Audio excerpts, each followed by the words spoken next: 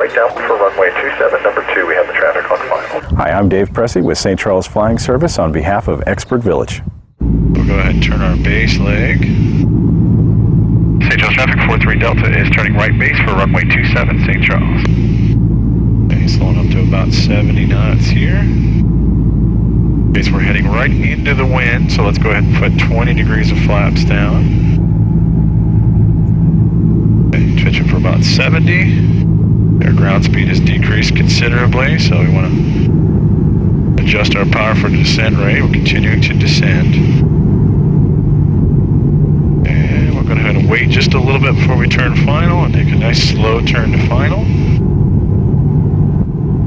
St. Charles traffic 43 Delta is turning 1 mile final for runway 27, St. Charles.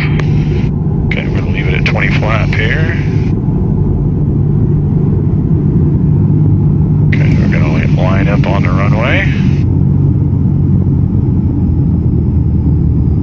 A little bit of a slip in here as an updraft. So we got a little left wing into the wind and a little right rudder to keep it straight. A bit long. I'm going to lift that nose up just a little bit. Oh, it's floating, floating, floating, floating, floating. On the center line, aileron into the wind.